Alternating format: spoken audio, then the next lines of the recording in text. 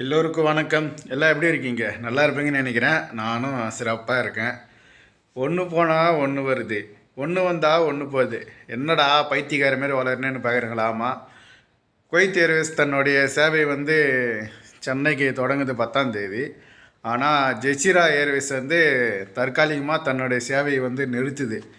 April 10ஆம் தேதியிலேருந்து மே 15 வரைக்கும் தன்னோட சேவையை தற்காலிகமாக நிப்பாட்டுறோம். இந்தியாவுக்கு ஒரு 9 நகரங்களுக்கு, சென்னை, திருச்சி, கோயம்புத்தூர், அப்புறம் கோழிக்கோடு, அப்படி இப்படின்ட்டு ஒரு 9 இடங்களுக்கு சேவையை நிறுத்தியிருக்குது.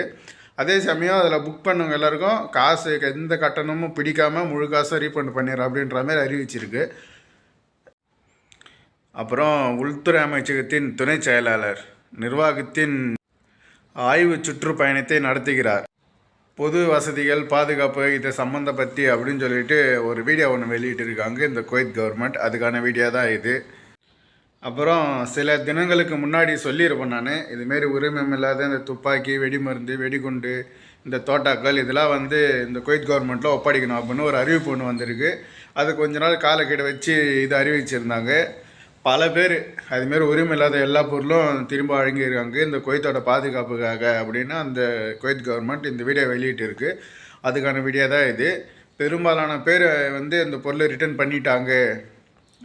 நாங்களும் இந்த நாட்டு மக்கள் பாதுகாப்புக்காக செயல்படுறோம், நீங்களும் ஒத்துழைச்சி நீங்களும் ஒரு அர்ப்பணிப்போடு செயல்படுறீங்க அப்படின்ற மாரி அதில் டேக்லேட் பண்ணி இந்த வீடியோ வெளியிட்டிருக்காங்க. அதுக்கான வீடியோ தான் இது. எவ்வளோ பொருள் வச்சுருந்துருக்காங்க பாருங்கள். உரிமம் இல்லாத எல்லா நாட்டிலையும் இதுமாரி ஆளுங்க இருக்க தான் செய்கிறாங்க.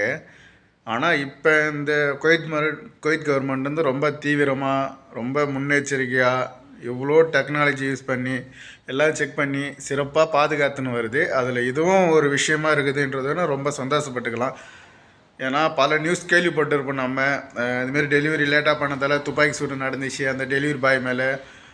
இதுமாரி ஃபுட்டு ஹாரி போய் ஏற்றினதால் அந்த டெலிவரி பாய் அடிச்சிட்டாங்கன்ட்டு பழைய நியூஸுங்க, இப்போலாம் எதுவும் இல்லை, பழைய நியூஸுங்க வந்திருக்கும். அது நானும் கேள்விப்பட்டிருக்கேன். இப்போ அதுக்கெல்லாம் இது கவர மாரி இந்த பொருளெல்லாம் ஒப்படைச்சதில் ரொம்ப சந்தோஷம். சரி, பொறுத்து பார்ப்போம் என்னென்ன தகவல், என்னென்ன வேலை வருது அப்படின்னு. இன்றைக்கான லஞ்சு என்னென்னு பார்த்துட்டு சாப்பிட்லாமா?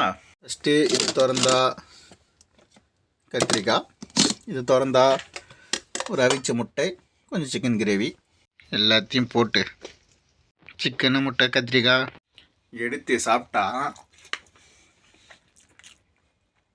தரமாக தான் இருக்குது. என்ன கத்திரிக்காய் தான் கொஞ்சம் சொதப்பிட்டுக்குது.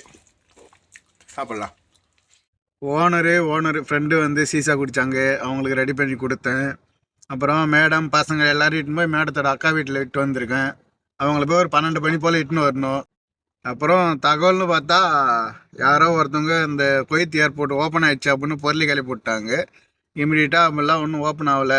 கடந்த பிப்ரவரி மாதம் 28ஆம் தேதி மூடிருந்து இன்னும் மூடியே தான் இருக்குது. அப்போல்லாம் எதுவும் ஓப்பன் பண்ணலன்ட்டு அஃபிஷியலாக அவங்களே அறிவிச்சிட்டாங்க.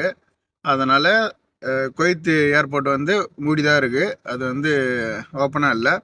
அப்புறம் பாதுகாப்பு அமைச்சக செய்தி தொடர்பாளர் அவர் ஒரு அறிவிப்பு ஒன்று வெளியிட்டிருக்காரு. என்னென்னா 40 நாளைக்கு அப்புறம் இன்றைக்கி தான் எந்த வான்வழி தாக்குதலும் நடக்கலை, இன்றைக்கி நாள் தான் அமைதியாக போச்சு அப்படின்னு அறிவிச்சிருக்காரு. உண்மையிலேயே இன்றைக்கி எந்த சைரன் சத்தமும் கேட்கல, எந்த வெடி சவுண்டும் கேட்கல. 40 நாளைக்கு அப்புறம் இன்றைக்கி தான் இது நிகழ்ந்துருக்கு.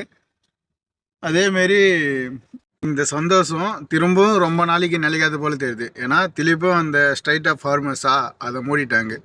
காரணம் ஏன்னா இஸ்ரேல் நேற்று அந்த போர் நிறுத்தம் அறிவித்தும் இஸ்ரேல் கம்முன்னு இல்லாமல் லெபனானை பிடிச்சி தாக்கி அங்கே ஒரு 300க்கும் மேற்பட்டவர்கள் உயிர் எழுந்து அதில் டென்ஷனான ஈரான் திருப்பி லாக் பண்ணிடுச்சு. என் நட்பு நாட திருப்பி நீ சாத்திரடா அப்படின்ட்டு. இந்த பிரச்சனை எங்கே கொண்டு போய் திருப்பி எப்படி முடிய போகுதுன்னு தெரில. அதான் அந்த இஸ்ரேல்காரன் கம்முனே இருக்க மாட்டான் போல் தெரியுது.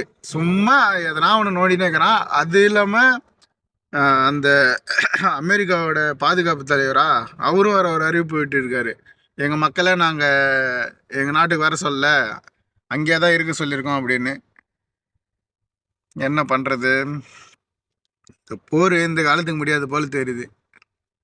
பொறுத்து பார்ப்போம் இன்னும் என்னென்ன நடக்க போதோ, என்னென்ன கூத்து வரப்போதோ அப்படின்னு. கம்முனே இருக்க மாட்டானுங்க போல் தெரியுது. என்ன பண்ணலாம் அவனுங்களை. தேசிய பாதுகாப்பு படை வந்து இப்போ ஒரு அறிவிப்பு ஒன்று வெளியிட்டிருக்கு. என்னன்னா எங்கள் தளங்கள் மீது ஒரு ட்ரோன் ஒன்று என்னது குறி வைக்கப்பட்டது. அதை நாங்கள் தடுத்து நிப்பாட்டிட்டோம். எந்த உயிர் சேதமும் இல்லை. ஆனால் ஒரு சின்ன பொருள் சேதம் மட்டும் ஏற்பட்டிருக்கு. நாங்கள் தீவிரமாக செயல்பட்டு அதை நாங்கள் தடுத்துட்டோம் அப்படின்ட்டு ஒரு அறிவிப்பு ஒன்று வெளியிட்டிருக்கு.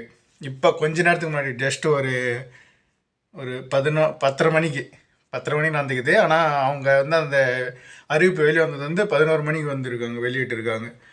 ஐயோ, நிம்மதியாக இருக்க விட மாட்டானுங்க போல தெரியுது. மொத்தமாக இந்த போர் சுத்தமாக முடிஞ்சாதான் நம்ம ஆரம்பத்தில் வாழ்ந்த ஒரு 40 நாளைக்கு முன்னாடி வாழ்ந்த வாழ்க்கை வாழ முடியும் போல் தெரியுது. என்ன பண்ணுறது? சரி ஃப்ரெண்ட்ஸ், இன்றைக்கான வேலை முடிஞ்சிருச்சு, தகவலும் முடிஞ்சிருச்சு. நாளைக்கு வேலை எப்படி வருதுன்னு பார்ப்போம், நாளைக்கு தகவல் எப்படி வருதுன்னு பார்ப்போம். நாளைக்கு வீடியோவில் சந்திக்கிறேன். பாய். தேங்க்யூ.